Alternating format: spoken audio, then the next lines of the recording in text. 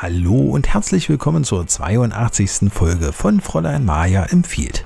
Heute geht es um das richtige Abnehmen. Keine Angst, nicht ihr, sondern euer fülliger, griesgrämig schauender Fellbei soll ein paar Pfunde verlieren. Und das hat nicht nur gesundheitliche Vorteile, doch dazu gleich. Schickt uns gern weiterhin eure Fragen, Anregungen und Kritik. Gern auch dazu die Bilder und Videos eurer Fellnasen, wenn ihr sie einmal in einer Folge von uns sehen wollt. Um uns zu unterstützen, schaut doch mal in unseren Shop. Vielleicht ist für euch das eine oder andere dabei. Zum Schluss gibt es dann wie immer unser Rätsel für euch. Und wenn ihr künftig keine Folge mehr verpassen möchtet, dann abonniert doch kostenlos Majas Kanal. Ist Katzi übergewichtig, kann es nicht nur gesundheitliche Folgen für sie haben. Fell- und Hautprobleme, Diabetes, Gelenkbeschwerden, Atemprobleme, Harnwegserkrankungen, Verstopfung und Leberprobleme, sondern Katzi verliert infolge der schlechten Beweglichkeit auch Lebensfreude. Doch wann genau ist die Fellnase übergewichtig?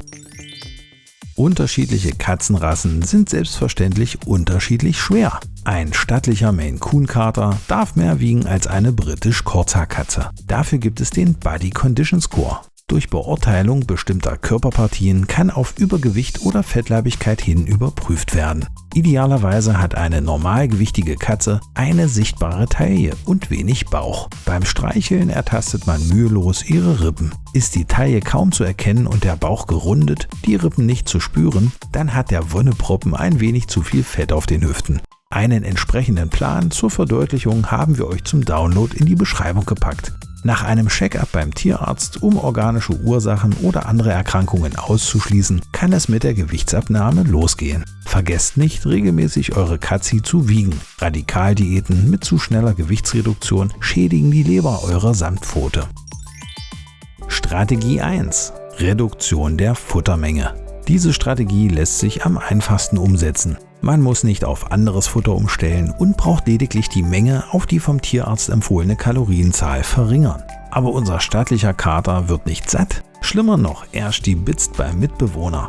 Dagegen kann man mit Futterzellulose als Ballaststoff arbeiten. In kleinen Mengen, die immer weiter gesteigert werden, kann diese unter das Futter gegeben werden. Zusätzlich kann die Futteraufnahme durch entsprechende Futterautomaten, die auf den Chip eurer Katze programmiert werden können, kontrolliert werden. Die Links findet ihr in der Beschreibung. Strategie 2: Mit Sport zur Traumfigur. Statt mit Katzi ins Fitnessstudio zu gehen, animiert ihr sie immer und zu jeder Zeit, die ihr habt, zur Bewegung.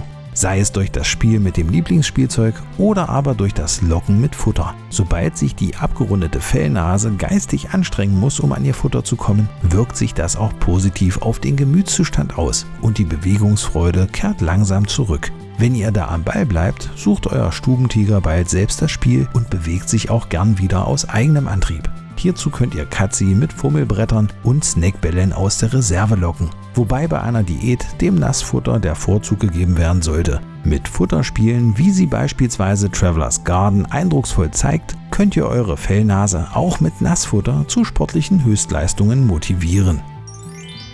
Strategie 3: Keine Leckerlis zwischendurch. Klingt eigentlich ganz simpel, ist es aber nicht. Da hierdurch die exakte Kalorienmenge schwierig nachzuvollziehen ist, sollten Leckerli nur noch abgezählt und gegen entsprechende sportliche oder geistige Betätigung gegeben werden. Selbstständige Futtersuchen als Unterhaltungsprogramm zwischendurch entfallen erst einmal. Genauso wie das Leckerli aus Solidarität vom Fernseher und so weiter. Gebt eurem Fellball stattdessen Aufmerksamkeit und Zuwendung. Das stärkt die Bindung und hilft beim Abnehmen enorm. Strategie 4: Nachbarschaftshilfe. Klingt im ersten Moment komisch, ist aber durchaus ernst gemeint und richtet sich vor allem an die Freigänger. Denn auch sie leiden mitunter stark unter Übergewicht. Das ist auch ganz einfach zu erklären, denn sie haben in der ganzen Nachbarschaft die herrlichsten Nahrungsquellen und schwelgen in purem Luxus und Überfluss. Denn wer kann schon dem so niedlich guckenden kugelrunden Fellgourmet einen Leckerbissen abschlagen? Daher bittet eure Nachbarn freundlich und höflich um die Mithilfe beim Projekt Unser Brummer muss schlanker werden. Sie sollen doch bitte aus Rücksicht auf die Gesundheit auf Leckerlis und weitere Katzenmahlzeiten verzichten. Das klappt bestimmt. Und die letzte Strategie ist, ihr ahnt es bestimmt schon, Strategie 5: Ruhe bewahren und nicht aufgeben. Auch beim Schnurriputz gibt es wie beim Menschen in jeder Diät auch Plateauphasen, in denen es weder voran noch zurück geht. Das ist ganz normal und sollte euch nicht aus der Ruhe und keinesfalls wieder in alte Gewohnheiten zurückbringen. Bleibt unbedingt am Ball, aktiviert weiterhin euren Fellblitz und nutzt die bisherigen Strategien. Der langfristige Gewichtsabbau ist das Ziel. Kontrolliert bitte auch über die gesamte Zeit regelmäßig das Gewicht eurer Katze. Habt ihr keine Katzenwaage, so stellt euch erst mit eurem Liebling auf eure Personenwaage und dann ohne euren Fellball. Die Differenz ist das Gewicht eurer Katze. Auf einem gesunden Weg seid ihr, wenn euer flauschiger Liebling 1-3% ihres Gesamtgewichts je Woche abnimmt. Bei einer 5 Kilo Katze sind das ca. 50 bis 150 Gramm.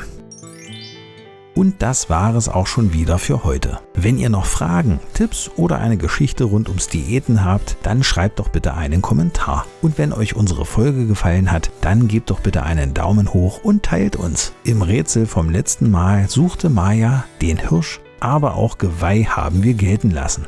Eure Rätselresonanz ist wirklich überwältigend. Darum haben wir für euch heute wieder etwas Schönes zum Knobeln herausgesucht.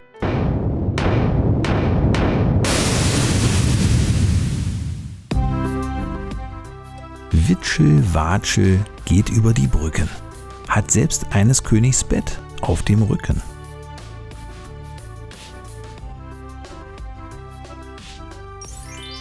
Wenn ihr das Rätsel herausbekommen habt, dann schreibt doch die Lösung bitte wie immer in die Kommentare. Genauso wie Anregungen oder Videowünsche. Die könnt ihr uns auch mailen oder per WhatsApp schreiben. Wenn ihr uns unterstützen wollt, dann könnt ihr das ganz einfach über Patreon. Hier oben rechts seht ihr den Link zur Plattform. Und auch in der Beschreibung haben wir ihn eingebaut. Wir sagen an dieser Stelle ganz herzlich Danke an alle Unterstützer.